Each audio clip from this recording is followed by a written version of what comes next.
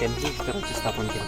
भीमा आणि सरस्वती हा संगम येते आणि या संगमावरती त्यांनी राज्य स्थापन केलं. वा वा काय गार वातावरण. पूजा होत होती. शिवाजी राजांचे पंजोबा हे जे बाबाजी राजे होते ते बाकीला म्हणजे हा पिलर कसं आहे असं खालच्या बाजूचा पिलर आहे. मला समजते आंघोळीचं याच होतं नाही नाही याच्यावरती काचा डिझायनिंग किती बारीक पद्धतीने केली हे बघा जवळ. तर ही जो पाई आहे इथं दिल्ली की सत्ता पर मुगल सुल्तान औरंगजेब की हुकूमत थी. क्रूरता, कट्टरता और हैवानियत का जीवंत चेहरा औरंगजेब भारत को विजयी करने निकली, पर दक्षिण में उसकी राह का सबसे बड़ा रोड़ा थे छत्रपति शिवाजी, जिनके जीवित रहते औरंगजेब कभी दक्कन में पांव न धर सका. पर ईस्वी सन 1680 में शिवाजी राजे की मृत्यु के बाद औरंगजेब की दक्षिण विजय की चाहते फिर से जागी और उसने अपनी पूरी फौज दक्कन में उतार दी. पर इन्हीं संकट के काले बादलों के बीच महाराष्ट्र की धरती पर हिंदुत्व की एक चिंगारी ने जन्म लिया, जिसने मुगलों पर ऐसा कहर बरपाया कि दक्कन सहित संपूर्ण भारत मुगलों के खौफ से आजाद हो गया. ये महागाथा है एक ऐसे फौलादी जिगर वाले हिंदू राजा की, जिसने 25 सालों तक औरंगजेब से इतने युद्ध लड़े कि औरंगजेब का उठना बैठना, जीना खाना, सुख चैन सब मुश्किल कर दिया. परंतु जब यह वीर योद्धा औरंगजेब की पकड़ में आया तो औरंगजेब ने इस वीर को ऐसी दर्दनाक मौत दी कि स्वयं मृत्यु के देवता भी कांप उठे. तो आइए आज मैं आपको सुनाता हूँ वीरता की वो भैरव कहानी जिसको सुनकर गीदड़ भी शेर बन जाए. रोबीला अंदाज, हाथ में भवानी और तिलकधारी मस्तक वाले उस हिंदू योद्धा का नाम था छत्रपति संभाजी महाराज.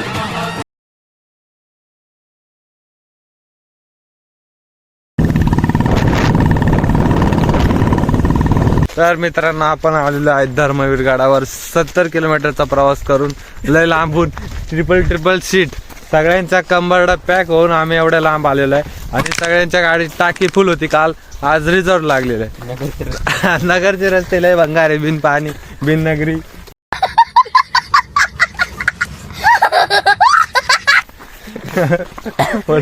नगर आहे का? जसे आमच्या राहुल्याचे शरीर आहे तसे त्या रस्त्यावर असं वर खाली वर खाली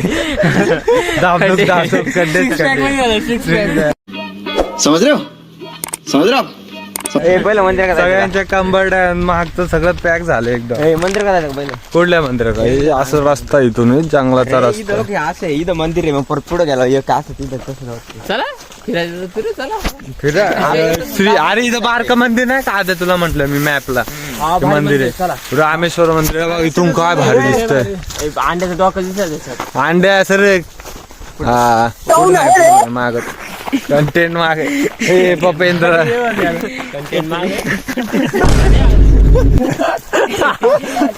अरे कंटेंट आहे एकटंच चाललंय. मंदिर भारी तर रामेश्वर मंदिर आहे दगडांमध्ये कोरलंय का. इथं राहुल तपश्चर्या हा इथं गाय इथं रावले तपश्चर्या गेली ती पार. किती वर्ष 17 हा झाला 18चा वर्षांनी तपस्या केली. हा हरी तो मुलगा कुठे आहे? माझा मुलगा त्याच्या काकांबरोबर नारळ आणाय नारळ फोडायचा. हा नारळ काय नाही झालं फील बॉडी. हा तर गाय हे रामेश्वरचं मंदिर आहे, लय जुनं मंदिर आहे. हे बुट काढा इथं.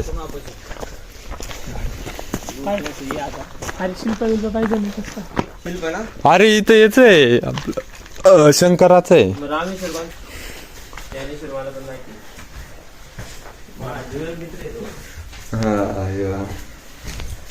काय मस्त आहे. वा वा काय गार वातावरण. त्या टायमाला पूजा होत होती इथं. मग होता असं. पहिल्यांदा आला इतक्या वर्ष हा तेच ना. त्या टायमात येतो त्या घराचं बाजूला तू पहिल्यांदा आला. अरे सिद्धी ऐकलं तुझे चांगलं असतं.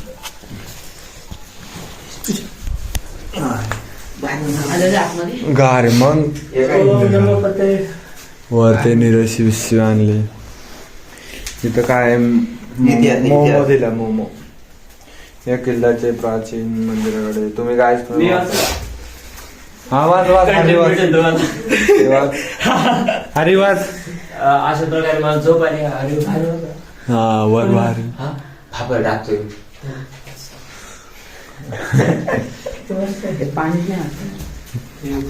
हाय पार्टी. मस्त मस्त दगडाव दगड हाय गाईस. हे लेट आले यो हरीचा मित्र अरे हरीचा हा घ्या सोमवारी तुला स्टोरी टाकायला आपण असे मंदिराचा फोटो काढायचा. अरे सोमवारी तुला टोपी फोटो काढायचा फोटो काढ. नमामि शमी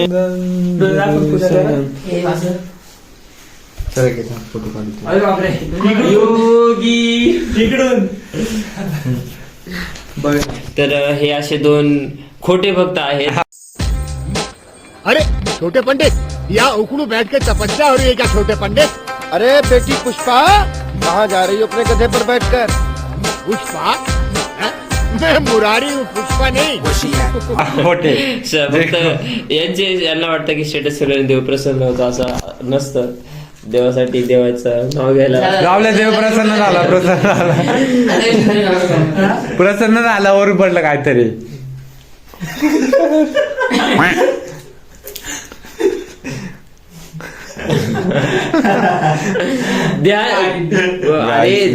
अरे आपण टाकू हा श्वास आहे ना श्वास. हे देव प्रसन्न झाला.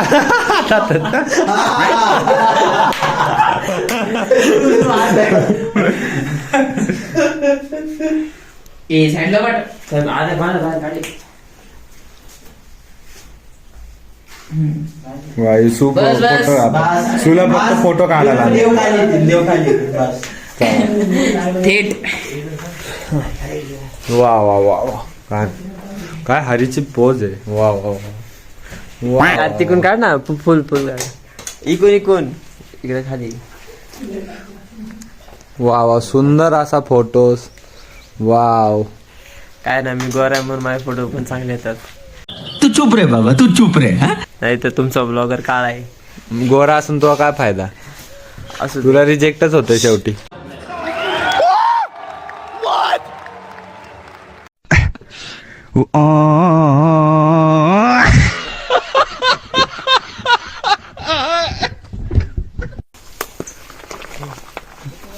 आज चला ना बुट काढा आधी. सारखी बुट काढा आणि ते आज चला.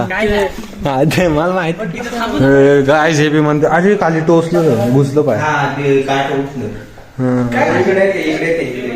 ती तीन आहे का. हा इकडे एक अंधार आहे गायच काय दिसत नाही. थांब टॉर्च लावतो. नोकर अंधार सामान ठेवले सामान येतं काय नाही. तिकडं काय आहे? तिकडं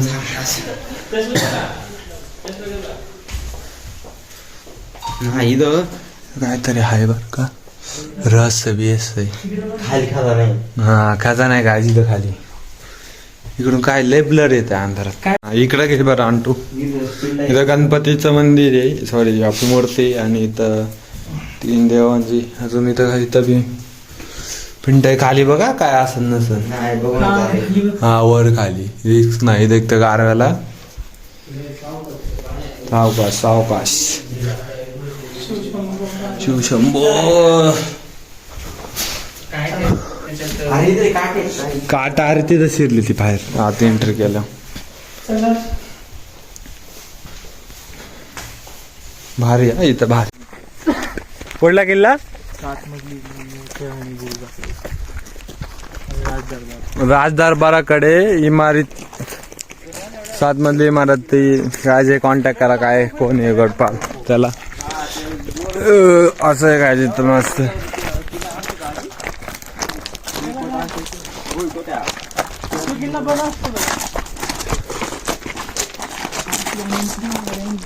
अरे अर्ध तर पडलंय.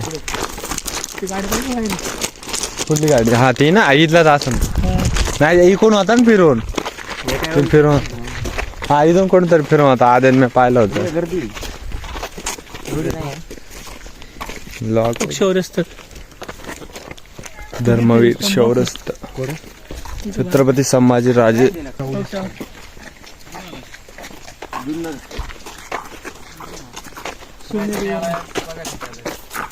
बघायला पण खायला पण सगळ्यात मित्राकडे आलो तर सांग.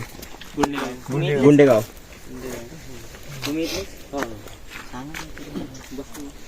आपल्याला किल्ल्याची माहिती पाहिजे. बस खाली बस, लय वेळ जाणार आहे. ए बस अर्धा एक तास इतकी पुढे ना तो चांगला किल्ल्याचा इतिहास चालू होतो 1100 वर्षापूर्वीच, म्हणजे यादवांच्या काळामध्ये. जे यादव होते ते यादवांनी इथं राज्य स्थापन केलं होतं. देवगिरी किल्ला जो माहिती तुम्हाला, त्या देवगिरी किल्ल्यावरती ज्यांचं राज्य होतं त्यांनी इथं राज्य स्थापन केलं होतं.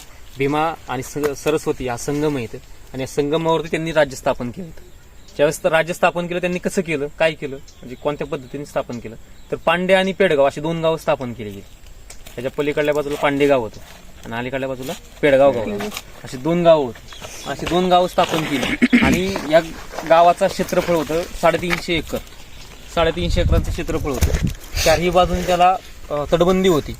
12 वेशी होत्या, 12 मारुती, 12 ज्योतिर्लिंग, 42 देवी देवता, 52 पेठा आणि 100 वाडी. आणि दक्षिण भारताचा सोन्याचा व्यापार इथून चालायचा त्यावेळेस, कधी यादवांच्या काळामध्ये. जिथं लोकसंख्या होती 70,000 लोकसंख्या, म्हणजे त्यावेळेस एक खूप मोठं शहर होतं. पुण्यामध्ये पण आज तुम्हाला 52 पेठा बघायला नाहीत, अशा 52 पेठा इथं होत्या. आणि दक्षिण भारताचा सोन्याचा व्यापार सगळा इथून चालायचा. जे काही व्यापारी यायचे ती 70,000 मी तुम्हाला म्हणतोय ते इथं राहायची. त्यावेळेस हिचं राज्यकारभार झाला. त्यावेळेस यादव राज्य करीत होता इथं. आता ही जी आहे ही मुघलकालीन, पण ह्याच्या जागेवरती आधी यादवांचा वाडा होता, तो पाषाण दगडाचा होता. राजवाडा म्हणायचा त्याला. तर राजवाड्यात त्यांचं सगळा इथला कार्यभार होता, तो सगळा इथं याच्यावरती चालायचा. आणि ज्यावेळेस यांच्यावरती निजामांनी आक्रमण केलं, निजामांनी आक्रमण केल्याच्या नंतर ह्या यादवांचं राज्य नष्ट केलं म्हणजे काय केलं की स्वतः राज्य करत होते यादव, तर त्यांना इथून पळून लावलं, त्यांच्यावरती आक्रमण केलं. आणि हे मग त्या ज्यावेळेस निजामांचं राज्य होतं त्यावेळेस बाबाजीराजे तुम्हाला माहिती, शिवाजीराजांचे पंजोबा, हे जे बाबाजीराजे होते त्या बाबाजीराजेंचं इथं महसुलासाठी सगळा कार्यभार दिला होता त्यांना. ही देऊळगाव राजे त्यांना जहागिरी दिली होती आणि त्या जहागिरीमध्ये हे सुद्धा गाव दिलं होतं. त्यातून हा सगळा कार्यभार जो महसूल जायचा तो सगळा महसूल इथून जायचा त्यांना. मग बाबाजीराजे, मालोजीराजे असे होते. मग त्यानंतर राजे शहाजीराजे हे आदिलशाहीमध्ये होते, पण त्यांना पण नंतर इकडे दिलं गेलं. पण निजाम जे होते तर निजामांवरती आक्रमण केलं आदिलशाहीवर आक्रमण केलं निजामांनी परत, आणि निजामावरती आक्रमण केलं मुघलांनी. आता मुघल कशासाठी आले इकडे? औरंगजेब होता, औरंगजेबाचं उत्तर भारतामध्ये सगळ्यात जास्त राज्य स्थापन चांगलं झालं होतं, पण त्याचं दक्षिण भारतात राज्य वाढत नव्हतं. त्याचं कारण होतं की शिवाजी महाराज दक्षिणेत असल्या कारणाने शिवाजी महाराजांच्या राज्यावरती आक्रमण त्याला करता येत नव्हतं. मग त्यांनी एक त्याचा दूध भाऊ पाठवला होता. तो दूध भाऊ कशासाठी पाठवला होता, तर शिवाजी राजांचं ही जी राज्याभिषेक सोहळा होणार आहे हा राज्याभिषेक सोहळा रोखण्यासाठी त्याला पाठवला होता. त्याचं नाव होतं बहादूर खान कुकलताश.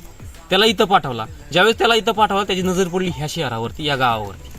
ज्यावेळेस ह्याच्यावरती नजर पडल्याच्या नंतर त्यांनी इथं स्वतःचं राज्य स्थापन करायचं ठरवलं. त्यावेळी त्यांनी निजामावरती आक्रमण केलं. आक्रमण केल्याच्या नंतर इथली सगळी तुम्हाला जी देवी देवता सांगितले 42 देवी देवता आणि 12 ज्योतिर्लिंग, 12 मारुती, हे सगळे तोडून टाकले, सगळं पाडून टाकलं. मंदिरं पाडून टाकली, सगळं पाडून टाकली. इथलं लक्ष्मीनारायण मंदिर ते सुद्धा पाडून टाकलं, सगळी मंदिरं पाडून टाकली. आणि पाडून टाकल्याच्या नंतर ही जी दगडं होती, ही दगडं जी साईडनी त्यांनी तटबंदी बांधली, ती तटबंदी बांधली 110 एकरांची.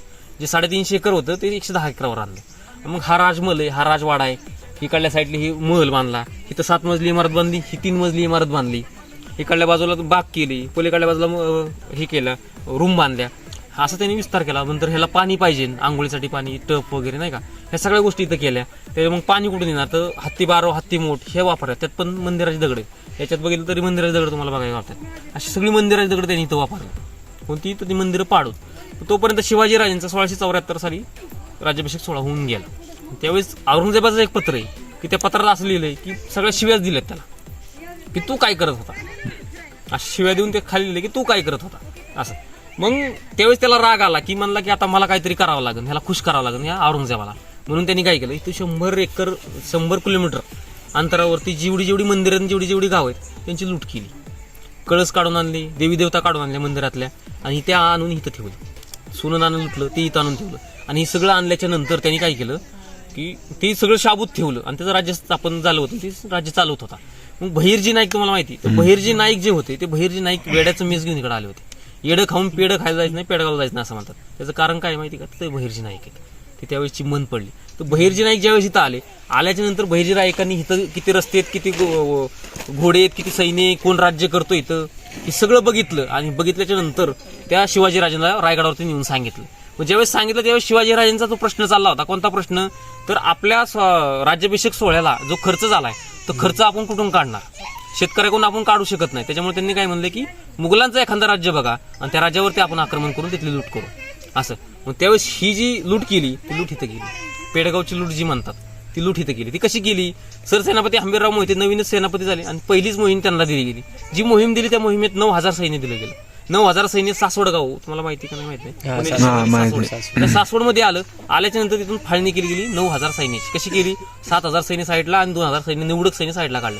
7,000 सैन्य वाडे बोलाय जंगलात गेलं, रांजणगावला गेलं, शिरूरला गेलं आणि श्रीगोंद्यात आलं. श्रीगोंदा इथून 15 किलोमीटर श्रीगोंद्यात आलं. ज्यावेळेस श्रीगोंद्यात आल्याच्या नंतर हा जो 7 मजली टेहळणी बुरुज होता, त्या टेहळणी बुरुजावरून दिसलं की मराठी आपल्यावरती चाल करून येत आहेत, अंगावरती येत आहेत असं दिसलं. असं दिसल्याच्या नंतर इथून जे 40,000 सैन्य बहादूर खानाने घेतलं ते मराठ्यांच्या मागे लावलं आणि स्वतः बहादूर खान सुद्धा. हे 40,000 त्यांच्या मागे गेले.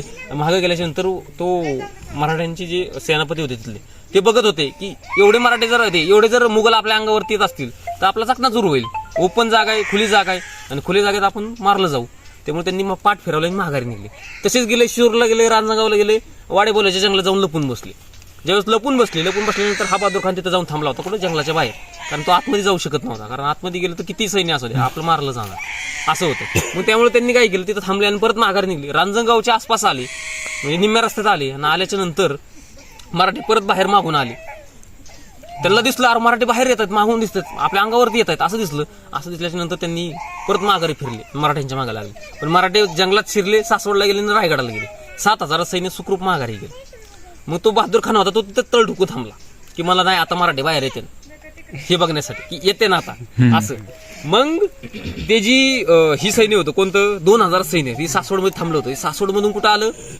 जेजुरीला आलं, कुरकुमला, आणि कुरकुम आलं दौंडला, आणि दौंडून आलं इथं ह्या गावात, ह्या राजवाड्यात. या राजवाड्यात ज्यावेळेस आल्याच्या नंतर ह्या राजवाड्यामध्ये इथल्या फॅमिली होत्या फक्त, इथे सैन्य नव्हतं अजिबात. मग ह्या ज्या फॅमिलीनं विचारलं की सोनं नाणं कुठं ठेवलंय, त्यांनी लगेच बोट दाखवलं, तलवार लावली की बोट दाखवलं की इकडे आहे. त्यांनी लगेच ते साईड 1.5 कोटीचा जो खजाना होता तो 1.5 कोटीचा खजाना घेतला आणि डायरेक्ट रायगडाला घेऊन गेला. ज्यावेळेस बहादूर खान माघारी आला त्यावेळेस बघतो तर काही काहीच नाही राहिलं. इथं जे त्यांनी लूट करून ठेवली होती ही औरंगजेबाला जाणार होती ती लूटच सगळी इथं मराठ्यांनी घेऊन गेली. मग शिवाजी महाराज ते म्हणतात की पेडगावचा शहाणा, ते म्हणायचं कारण ते की हा पेडगावचा शहाणा, ह्याला शहाणा बनवला होता कसा, असा करून, अशी लढाई करून, गनिमी गावा करून, असं अशी एक घटना इथं झाली. त्यानंतर असं म्हणतात की संभाजी महाराज फितूर झाले, संभाजी महाराज मुघलांना मिळाले असं म्हणतात. तर हे असं काही मिळालेलं नव्हतं. त्याचं कारण असं होतं की शिवाजीराजांचा राज्याभिषेक सोहळा झाला आणि राज्याभिषेक सोहळा झाल्याच्या नंतर शिवाजीराजांना दक्षिण दिग्विजय करायचा होता आणि तो दक्षिण दिग्विजय म्हणजे दक्षिण भारत जिंकायचा होता. आणि तो जिंकण्यासाठी त्यांना काय करायचं होतं तर आपलं हे जे स्वराज्य हे राखायचं होतं. म्हणजे कसं या जागेत काय विचारलं तर या संभाजीराजांनी औरंगजेबाने विचारलं की तुझ्या स्वराज्याचा खजाना कुठे, आमच्यातलं फितूर कोण आहे आणि तू इस्लाम कबूल कर, असे 3 प्रश्न विचारले. ज्यावेळेस हे 3 प्रश्न विचारले त्यातल्या एका प्रश्नाचं उत्तर निघालं अकबर. अकबर म्हणजे कोण, हा औरंगजेबाचा पुत्र आहे आणि हा संभाजीराजाबरोबर फितूर झालाय असं तो म्हणतोय, संभाजीराजा म्हणतोय असं त्या लक्षात आलं. त्यावेळेस लक्षात आलं त्यावेळेस तो म्हणला की आता शिक्षा समजायला चालू. रोज एक दिवस असं 29 दिवसांचा कार्य, पकडल्यापासून 29 दिवसांचा कार्यकाळ आहे. तो 29 दिवसांचा कार्यकाळातला 3 दिवस येण्या जाण्यात गेले, 3 दिवस तिथं ठेवले आणि 23 दिवस संभाजीराजांना कालकोठडीमध्ये ठेवले. ज्यावेळेस कालकोठडीमध्ये संभाजीराजांना ठेवलं त्या कालकोठडीमध्ये संभाजीराजांना आणि कवी कलशांना शिक्षा कशा सुनावल्या गेल्या तर कवी कलशांची पहिल्यांदा शिक्षा सुनावली जायची, नंतरच संभाजी महाराजांना. म्हणजे समोर दाखवायचं की तुझ्या बाबतीत हे होणार आहे असं दाखवलं जायचं आणि दाखवल्याच्या नंतर संभाजीराजांना इथं शिक्षा दिल्या गेल्या. ती कशा शिक्षा दिल्या, नख काढायची, बोटं तोडायची, डोक्यावरची केस उपटून काढायचे, दाढीचे केस उपटून काढायचे, ओठ तोडायचे, दात पाडायचे, नाक तोडायचं, कान तोडायचे, डोळे फोडायचे, तप्तसळ्यांनी डोळे फोडायचे, कानामध्ये शिसं वाटायचं, पायाची नख काढायची, पायाची बोटं तोडायची, गुडघ्याच्या वाट्या काढायच्या, गोट्याच्या वाट्या काढायच्या आणि पूर्ण शरीर भग्न करून टाकायचं. खंजीर असतं त्या खंजीरांनी अंगावरती टोचा मारायच्या कंटिन्यू सारख्या आणि टोचा मारायच्या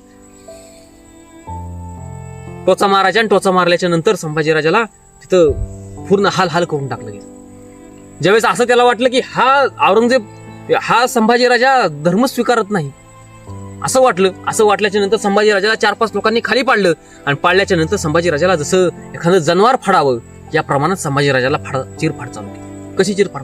एखादं बोकड कापावं या प्रकारात संभाजीराजाला फाडायला चालू केलं. कसं केलं तर ही अंगावरची त्वचा होती, एखादा शर्ट अंगावरून आपण कसा काढतो त्या प्रकारात संभाजीराजांच्या अंगावरची त्वचा अशी फाडली गेली.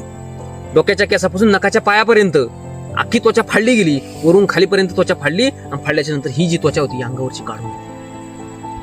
ही जी चरबी म्हणतो त्वचा म्हणतो ही त्वचाच काढून घेतली संभाजीराजांची, बोटाची, हाताची, नखाची, सगळ्याची सगळं काढून घेतलं गेलं आणि त्याच्यावरती मीठ चोळलं गेलं, मिरची टाकली गेली आणि त्याच्यावरती गरम पाणी टाकलं गेलं. पूर्ण शरीराची लाही करून टाकली. पूर्ण शरीर भग्न केलं. अंगाचं नुसतं लाही होत होती. आपल्याला नुसती सुई टोचली तरी किती त्रास होतो. तर संभाजीराजांचा एवढा यातनांचा काळ दिला गेला आणि असा यातनांचा काळ चालू असताना काही दिवसानंतर आता ही जी शिक्षा दिली आहे संभाजीराजांना ही काही एका दिवसात दिली गेली नाही.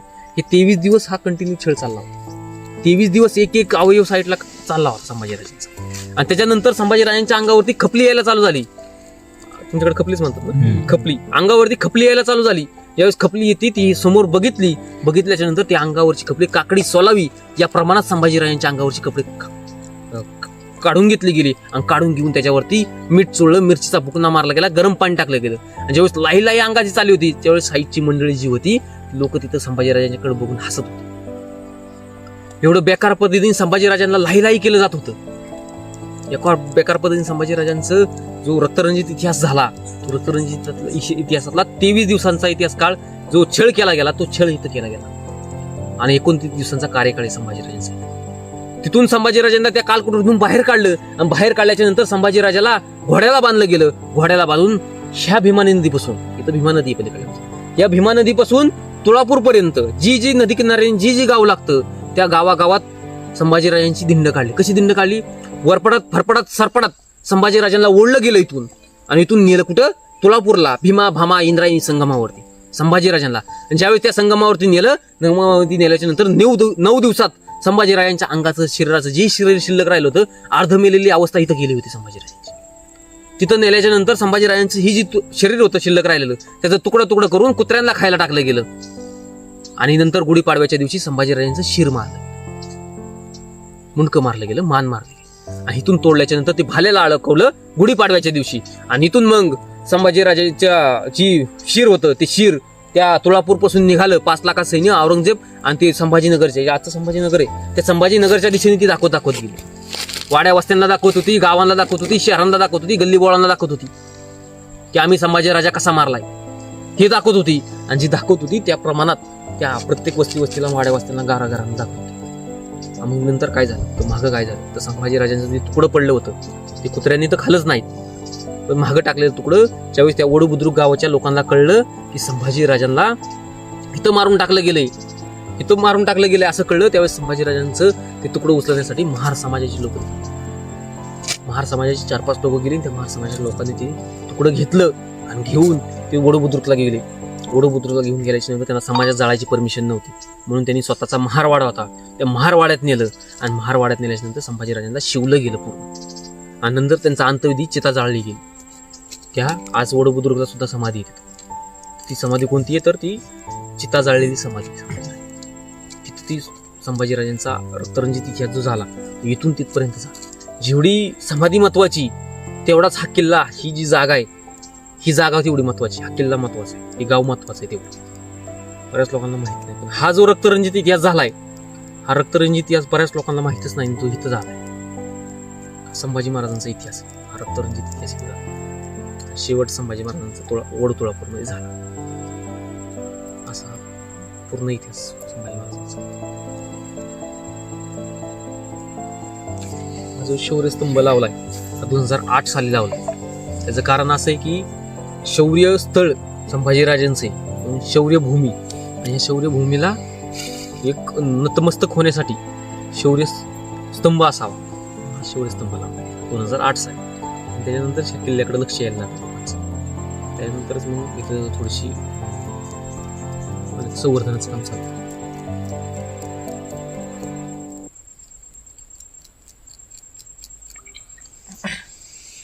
इथं आता काय आजूबाजू इथं आता हे राजदरबार आहे. असं जाणवतं की ह्याला आपण नाही का संभाजी महाराज याचंच आपल्याला माहित नव्हतं इथंच ठेवते एवढी पूर्ण डिटेल माहिती नाही का? इथे भिंत होती आधी इथे फक्त दरवाजे होते असे नाही का निसर्ग बघण्यासाठी करून केले म्हणजे कसं पडदे पिक्चर टी व्हीमध्ये तुम्ही जी बघता त्या प्रकारात ते कसं असं निघा काय होतं झालर विलेली झालर विलेला होतं असं आणि सरस्वती संगम तो तिकडे या बाजूला तो माशावाला दिसतोय का काळा ती इकडे आलेले पाणी दिसतो इकडे सरस्वती तिकडून इकडे आलेली ती आणि ही जी आहे ही भीमा पूर्णच आखी आहे भीमाचं पण ही जी आहे ती कसं झालंय तिथं बारीक दिसतंय तुम्हाला तिकडं मोठं दिसतंय आणि तिकडं मोठं दिसतंय हा जो एरिया हा छोटाच पहिल्यापासून हा एरिया तेवढा आहे तेवढाच थोडाफार तिकडे पोकारला असेल ना अजून तिकडली साईड कारण इकडली साईड काही पोकरा येत नाही जी काही येते तिकडली साईड येते कारण ती वाळूचं जी असतं ना त्याच्यामुळे तिकडली साईड आणि अशी ही पूर्ण असंच बालेकिल्ला तिकडे तिची मोठं हे दिसते का पर्यंत हा बालेकिल्ला आहे बहादूर खानच्या वेळी बांधलं त्याच्यात मासं सुद्धा पण मला बघायला दिसली मासं हवा गेला लय मासं लय आणि याच्यात पण बुलबुल आहे म्हणजे कसं की आता हा राजदरबार म्हणजे हा सिंहासनावरती बसलाय बरोबर का आणि ज्यावेळी सिंहासनावरती बसतो त्यावेळेस कुठून शिरणार समजा तो इकडल्या साईडला शिरला आणि इथं येणार पण हा पहिला दरवाजा आहे इथं आल्यानंतर 2 दरवाजे लागतात बरोबर का तसं तिकडल्या बाजूला एक दरवाजा आणि इकडल्या बाजूला एक दरवाजा जर तो ह्या दरवाजाने गेला समजा ह्या दरवाज्यात येणार आणि या दरवाज्यात आला परत इथं शिरणार तिकडून जाऊन परत तिकडून असं येत असा बुलबुल आहे तुम्ही जर इकडून असं तिकडे मागं जाऊन उभा राहिला आणि इकडला पोरगा आलं कोण बघायला तर ती तुम्हाला दिसणार नाही का तर तिकडे जाऊन बसला परत असं तसाच बुलबुल आहे पलीकडल्या याच्यात पण आहे बघा तिकडे पण बघू आपण साईडला आणि ही जी आहे ती कमळ टप कमळ जी ठेवतात ती जागा आहे याची असं एक छोटे छोटे रूम आहे का तर वरचा जो स्लॅब असतो तो जास्त टिकून राहण्यासाठी तुम्ही भिंती जवळ जवळ बांधलेले ते मंदिराचे दगड वापरलेले होते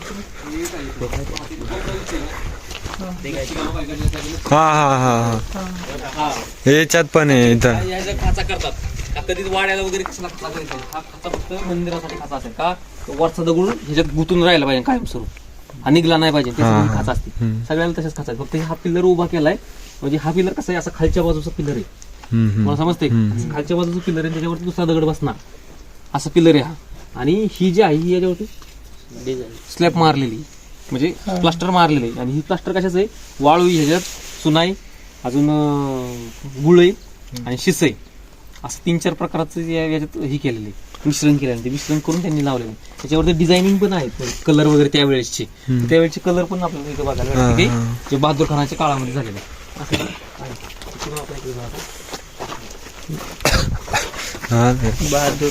बहादूर खानाच्या वेळेस सही केली का त्यांनी? तो काय त्याला सही येत होती का तो अंगठा छाप होता तू बघायला गेला कसं केलेलं आहे माहिती का हे नक्षीकाम कसं केलं तर आधी काढले वल्ल्यामध्ये आणि वाळल्याचं झाल्याच्या नंतर पण त्याच्यावरती कलरिंग मारलंय त्यावेळेस ती असं नक्षीकाम दिसतंय असं येते इकडे बघू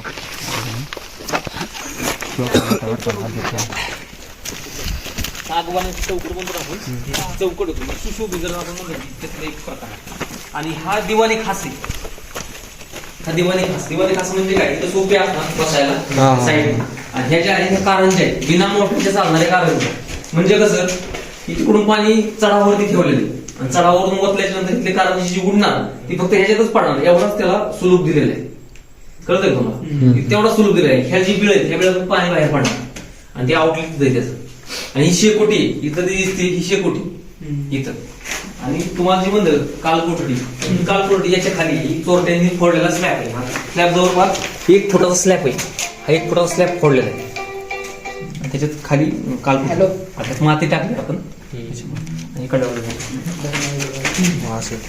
बुलबुल आहे इथं जे आहे ते बुलबुल आहे कसं माहिती का इथं आलं ना इकडे एक छोटी रूम लागते इथं बरोबर आणि इथं चोर दरवाजा आहे चोर दरवाजा म्हणजे काय बालेकिल्ल्याच्या बाहेर निघाय 3x4चा चोर दरवाजा आहे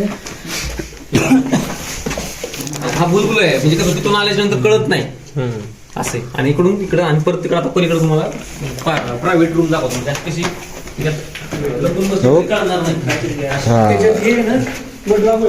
हा, बरोबर. त्यांचा वास येतो की हो की इथं काय ही जी आहे ती कुणाला सहज ओळखू येत नाही कारण ही खिडकी आहे आणि काय वाटतं की ही रूम जी आहे ही रूम त्यालाच कनेक्ट आहे हा. नाही का मग ती इथून तुम्ही तर बघतच नाही कोणी शक्यतो पण जर कळलंच तरी सुद्धा असं दिसणार नाही याच्यामध्ये असं आणि ही जी आहे ती पाण्याचं कोठा पाण्याचं होते पाईपलाईन त्यावेळेस इथं या ती चोरट्याने फोडलेलं आहे असं इथं पाणी इथपर्यंत राहायचं आणि इकडे बाथटब ह्याचं इनलेट आणि आउटलेट दोन्ही पण इथंच आहे वरून पाणी काढणार खाली खालून जाणं वरून म्हणजे तिकडून नाही वरून तिथं आपलं पाईपलाईन असं आणि त्या प्रकारे बनवलं हा निसर्गापासून दरवाजा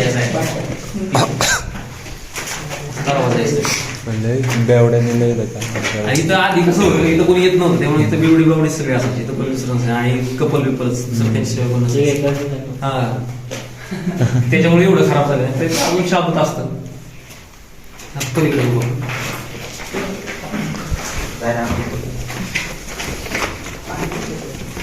चोरट्यान बरे मोठा खड्डा हा ना, चोट्याने बरं आहे. लय खड्डे काढले हा चोट्याने काय काय नेलं. हॉटेलने काय सोनं भेटतं म्हणत नाही कारण 52 भेटत आणि दक्षिण हा, हा. व्यापार झाला नाही हा. त्याच्यामुळे त्यांना वाटतं आणि आता ही जी आहे याच्यातून तुम्हाला मंदिरात सापडलं कसं सापडलं जाऊ ही ज्या काप नाही फक्त मंदिराला स्थाप नाही आपल्या वाड्याला असतात का नाही फक्त मंदिराला असतात आणि ही जी जॉईनिंग दिसते जॉईनिंग हा दगड कसा असायला पाहिजे खाली पाहिजे ना असं हम्म. तो कुठं आलाय असं वरती आलाय याच्या फक्त प्लास्टर मारलं गेले हम्म. बरोबर म्हणजे ही जी आहे ही त्यावेळेस वाडा आणि काय म्हणतात त्याला मंदिर ह्यांची दगडी याच्यात आणल्या तिकडे बाजू पण शिळा आहे इथं पण दगडी सगळे आहे असं ही पण कमळटप होती आणि त्यातून पण बाहेरचं दृश्य बघण्यासाठी निसर्ग बघण्यासाठी ही जी बनवलेली असे इथं दरवाजे होते आधी इथं इथं त्या दरवाज्यातून आपण तुम्ही जरी उभं राहिलं तर असं निसर्ग थोडा भारी वाटतं फिलिंग नाही का टाका ते काय खाली दिलं ते समोर जी आहे ती खालच्या तळघराचा आउटलेट आहे असं म्हणतो शॉर्टकट रोड काढला पळून जायला असं नाही नाही शॉर्टकट दरवाजे नाही सापडला आय बोर्ड बीट लावले असं दरवाजा वगैरे काहीच नाही सापडला तिथं काहीच नाही सापडला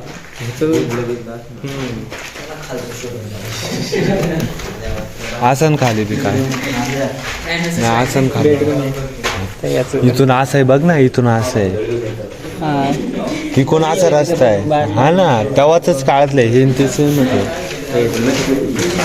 अरे पाळाचा रोड असं पाळायचा मार्ग हा अरे वर शिड्या पण आहे का बघ हे सगळं आहे बघ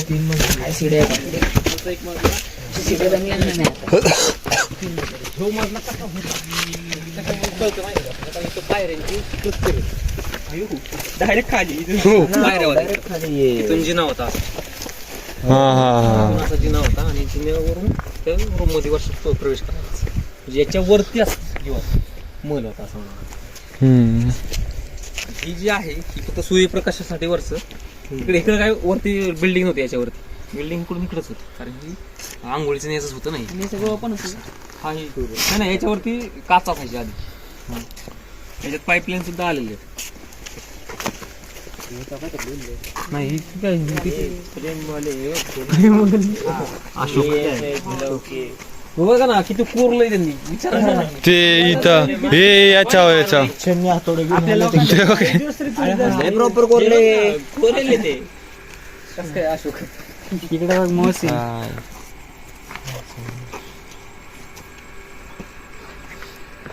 काय ना कोरून ठेवला असं नंतर इतकी लपडावली यायची नाही तिला आम्ही आलो ना ते ही आहे त्याच्यावर पण नाव होतं सगळं तिला आम्ही आलो ना तिथे एक मस्जिद होती ती कोणाची आलो तर त्या गावातून एंट्री केली ते बघ आता इथं गाव तीच त्यांचीच आहे ना इथं कोणी मग राज्यच नाही केलं नंतर तिकडे काही पर्यटन स्थळ आहे का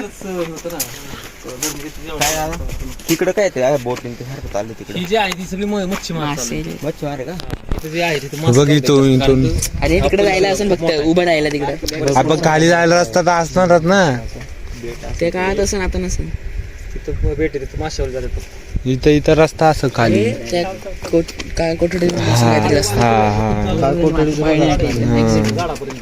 इथून कोण आला अटॅक करायला इथून खाली माठ्या पाहून द्यायचं नदी त्यांचे लय रस्ते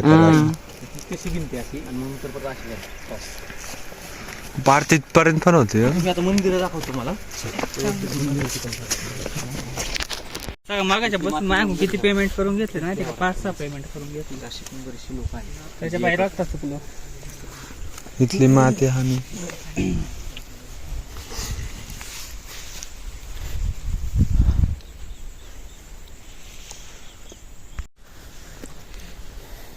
माझ्या मागं म्हणता कमीच म्हणू. तुमच्या माग म्हणतो. धर्मासाठी झुंजावे, धर्मासाठी झुंजावे, झुंजोनी अवघ्यासी मारावे, झुंजोनी अवघ्यासी मारावे, मारिता मारिता घ्यावे, मारता मारता घ्यावे, राज्या फुले राजा फुले, देशद्रोही ते तुके कुत्ते, देशद्रोही तुझे कुत्ते, मारो निघालावे परते, मारो निघाला परते, देवदास पावती फत्ते, देवदास पावती फत्ते, देव मस्तकी धरावा, देव मस्तकी धरावा, अवघा हल्लकल्लोळ करावा, अवघा उल्लोळ करावा, मुलुक बडवावा की बुडवावा, मुलूक बडवावा की बुडवावा, धर्म संस्थापनेसाठी, धर्म संस्थापनेसाठी, पुण्यश्लोक छत्रपती श्री शिवाजी महाराज की जय, जय धर्मवीर छत्रपती श्री संभाजी महाराज की जय, भारत माता की जय हिंदू धर्म की जय.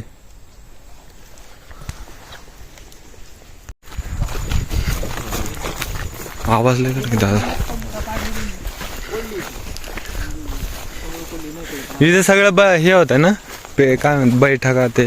हा म्हणजे आता ती 7 मजली इमारत, त्यात काय काय असेल ते आपण नाही सांगू शकत काय काय असेल. म्हणजे इथं होती का ती? नाही इकडल्या साईडला 7 मजली हा जो ढिगारा आहे पडलेला, इथं 10x10चा कारंजा होता वरती उडणारे, आणि तिथं ही पूर्ण बाग होती अख्ख्या.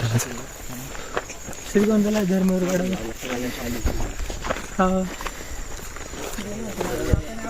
नाही आपले गेले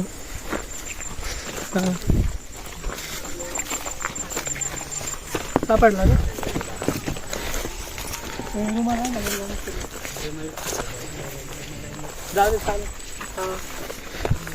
राहू दे.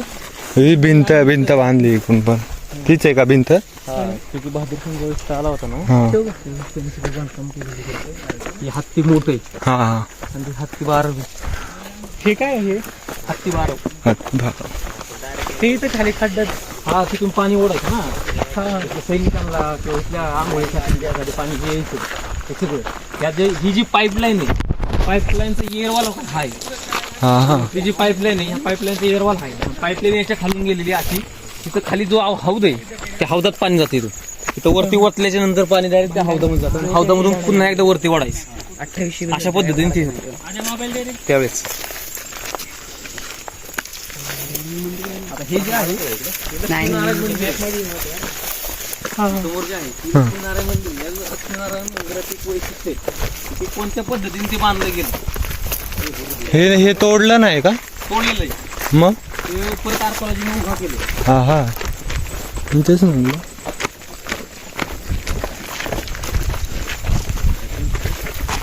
मोठे खाली ते वडाल तिथून पाणी ते बघ ते बघायला लक्ष्मीनारायण मंदिर जे आहे ते विष्णू बरोबर ना, आर्किओलॉजिस्ट नारायण विष्णू. ते विष्णूला समर्पित केलेलं मंदिर आहे, विष्णूला समर्पित म्हणून. आतमध्ये लक्ष्मीनारायणाची मूर्ती होती ती बहादूरखानाने तोडून टाकलेली, पण आता याच्यावरती जी शिल्प आहेत किंवा या मूर्त्या आहेत याच्यात वऱ्हादेव दिसतोय इथे तुम्हाला. इथलं कालभैरव दिसतोय समोर. आज कालभैरव जयंती पण आहे ना, कालभैरव इकडल्या साईडला. आणि खालच्या बाजूला सगळे हत्ती दिसत आहेत तुम्हाला बरोबर. त्याच्यावरती घोडे दिसत आहेत, म्हणजे हत्तीदल आणि घोडदल हे कोणतं आहे म्हणजे कोणाचं आहे, तर हे इथं जो राजा राज्य करत होता तो राजा किती श्रीमंत होता, त्याच्या सैन्यानी म्हणजे किती मोठा होता ते हत्तीवरून कळतं आपल्याला की त्याच्याकडे हत्तीत म्हणजे तो लय श्रीमंत आहे त्याच्यावर. मग त्याच्यावरून ती 2 जी आहेत ती त्याच्यात आहे. आणि त्याच्यानंतर हे जे आहे ते रामायण आहे. रामायणात ज्या घटना घडल्या किंवा रामायणामध्ये हनुमान हे नाही का, हे सगळ्या गोष्टींचे काही चित्र त्याच्यावरती आहेत. त्यातले काही चित्र तुम्हाला दाखवतात. ही जी रामायण आहे आता याच्यात काही असं दाखवलंय की दगड उचललाय माकडांनी, हा हा बरोबर का? असं तिथं बघा, खाली दगड उचललेला आहे, ही माकड असं असं काय म्हणजे ती घटना झाली नाही का की पूल बांधण्यासाठी ती घटना हा, झाली हा, रामसेतू. आणि रावण होता, तो रावण महादेवाचा खूप मोठा भक्त होता, पण त्यांनी काय केलं की तो शिवा म्हणजेच महादेव आपल्याला प्रसन्न होण्यासाठी त्यांनी काय केलं की 10 मुंडकी होती त्याची, त्यातली 9 मुंडकी महादेवाला वाहिलेत असं रामायणात उल्लेख आहे. तर तो उल्लेख इथे कसा बघा, ही पिंड आहे बरोबर, ही पिंड आहे आणि पिंडीवरती 9 मुंडकी आहेत, 1 2 3 4 5 6 7 8 9 बरोबर, ही 9 मुंडकी आहेत. हा त्रिशूल आहे आणि हा शिव आहे म्हणजे महादेव आहे बरोबर, ही प्रसन्न झालेला आहे. आणि हा रावण आहे, तलवार आहे, मुंडक्याला तलवार, 10व्या मुंडक्याला तलवार लावलेली त्यांनी आणि इथं हात लावलाय मुंडक्याला बरोबर. हा रावण म्हणजे हा जो प्रसंग आहे हा प्रसंग याच्यावरती टिपला गेला त्यात काढला गेला. आणि त्याच्यानंतर इकडं असं आलं याच्यात बरंच दाखवलं, इथं हनुमान आहे दिसतंय का? हा हनुमान आहे आणि तिथं रामाने हरिण मारलं होतं नाही, हा राम आहे, हा धनुष्य आहे आणि हा हरिण उभा आहे, दिसतंय काही समजते ना, असं प्रसंग याच्यात दाखवले. त्याच्यानंतर काय येतं तर हा आहे चौरंग, हा जो दिसतोय हा चौरंग आहे पूर्ण. आणि हे जो आहे हा पाट आहे, तर चौरंग पाट आणि याच्यावरती देवता, ही अग्निदेवता आहे. आणि विष्णूचे जे 8 अवतार होते ते 8 अवतार ह्याच्यावरती दाखवले. इथे काही वराह देवता पलीकडल्या बाजूला आहे असं दाखवलेलं. आणि ह्यात जी बाई माणूस दिसते तुम्हाला कुठतरी काहीतरी वाजवते, कुठतरी काहीतरी करते नाही का, तर ही कोण आहे तर ही स्वर सुंदरी आहे. स्वर म्हणजे वाजवणारी, स्वर सुंदरी म्हणते तिला, तर ही स्वर सुंदरी. आणि त्याच्या आतमध्ये ब्राह्मण दिसत आहेत तुम्हाला परत असं आतमधले बाजू, तिकडे आतमध्ये असं आतमध्ये असं आतमध्ये, तिकडे आतमध्ये मूर्त्या दिसतात काय काय. ही जी आहे ती त्यांच्या काय म्हणते त्याला, एकाच दगडामध्ये 3-3 मूर्त्या नाही का म्हणतो आपण, तशा एकाच दगडामध्ये 3-3 मूर्त्या आहेत. आता ह्या एक दगड आहे, 1 2 3 आतमध्ये येते, चौथ्या दगडाला आहे आतल्या. अशा पद्धतीने ही रचना केली गेली आणि याच्यावरती शिखर आहे मग वरती असे. आणि आता इकडल्या पलीकडे याच्यात तुम्हाला काय काय दिसतंय त्या मूर्तीमध्ये. याच्यात 4 देवता आहेत. कोणते 4 देवता आहेत? ब्रह्मा, विष्णू, महेश आणि सूर्यनारायण असे. तर कोण आहे कसं दिसतंय यात? ब्रह्मा म्हणजे काय? कमळ कुठे? तिथं हातामध्ये कमळ बरोबर. विष्णू म्हणजे काय? शेषनाग इकडल्याकडे दिसतो. आणि महेश म्हणजे काय? इकडे त्रिशूल. आणि सूर्यनारायण तर त्याच्यावरती असं गोल दिसतंय, ते सूर्याच्या पूर्व दिशेला आहे म्हणून सूर्यनारायण. अशा पद्धतीची तिची रचना केलेली असं. आणि आता त्याच्यानंतर इकडे येऊ आपण, ही दिशा देवता, इथं पण दिशा देवता. आता ही जी आहे ही गंगा माता आहे. ही जी आहे ही गंगा माता आणि मखरमुख आहे. आपण गोमुख आतापर्यंत तुम्ही बघितला असेल महादेवाच्या मंदिराला गोमुख असतात, हे मखरमुख आहे. आणि मखरमुख याची साईडची जी डिझाईन सांगते की ही मखरमुख आहे, साईडला जी डिझाईनिंग आहे असं. आणि हे नरसिंह भगवान ही नरसिंहाची मूर्ती आहे. अशा पद्धतीने सगळं याच्यावरती दाखवलं. आणि हे मंदिर किती भव्य दिव्य होतं किंवा याचं शिखर किती उंच होतं ते याच्यावर दाखवले. इथे मंदिरात तोंड कुठं आहे? तिकडल्या बाजूला बरोबर का, म्हणजे पुढच्या बाजूला एवढा स्पेस असणार आहे हा एवढा, आणि मागच्या बाजूला म्हणजे कुठं ह्या साईडला आणि येतं बरोबर का, इथं ही साईड असणार आहे. म्हणजे तिकडून जर तुम्ही बघितलं समोरून मंदिर तर ते कसं दिसणार, इमॅजिनेशन केलं तर असं समोर बघितलं तर हे त्याच्यावरती मांडायचं असं, त्या पद्धतीने ते दिसतं असं. आणि याच्यात राक्षस दाखवले तुम्ही 4 बाजूने बघा, असे राक्षस आहेत. हे तुम्ही इकडून जावा, आतमध्ये जावा, कुठं पण जावा, हे कीर्ती राक्षस म्हणतात त्याला, कीर्ती राक्षस. हा कीर्ती राक्षस म्हणजे काय असतो, ज्यावेळेस मनुष्य ज्या मंदिरामध्ये प्रवेश करीत आणि कीर्ती राक्षस ज्या मंदिरात असतो त्याचं तो पाप सगळं ओढून घेतो, त्याला कीर्ती राक्षस म्हणतो. तो कीर्ती राक्षस आहे हा. ह्याची कहाणी पण खूप मोठी आहे पुढची त्याची स्वतःची, कारण त्याचं मुंडकच राहिलं होतं फक्त नाही का. आणि आर्किओलॉजीने काम केलेलं आहे, किती बारीक नक्षी काम केलेलं आहे. आणि ही जी आहे चौकट तुम्ही म्हणतो, आपल्या घराची चौकट किती असते? 1 असते. मंदिराची चौकट किती असते? 3 असते. ह्या पंच चौकट मध्ये 5 चौकट, 1 2 3 4 5 पंच चौकट म्हणजे तिथे का पंच ही म्हणतात. पंचधातू कसं असतात त्या प्रकारात ते तसं केलं. हे गणेश मूर्ती इथं. आणि याचं काय म्हणतात त्याला, डिझायनिंग किती बारीक पद्धतीने केले हे बघा जवळ. तर ही जो पायी आहे इथं त्या माणसाचा पाय इथं किती आतल्या बाजूने सुद्धा कोरून काढलाय. ह्यो हात आहे, हा सुद्धा आतल्या बाजूने कोरून काढलाय. इथं समजते का तुम्हाला? चावी आहे. नाही गाडी पण दिसते नाही त्यांची. हा ते आहेच. चावी चावी द्या ना गाडी. माझ्या गाडीत चावी कुठे आहे? चावी राहिली काय तिथंच राहिली. चावी तिथंच राहिली. हे असं आहे.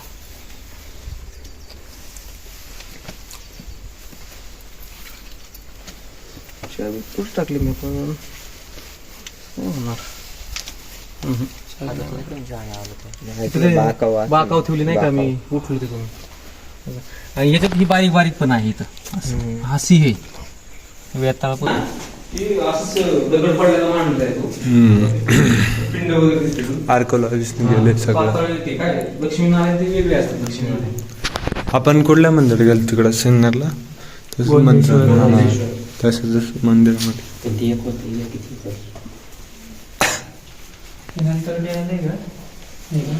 टॉर्च लाव टॉर्च लाव. ध्यान दे कोणी येत नाही जात नाही नाही का? मित्रांनो नक्की इकडे भेट द्या.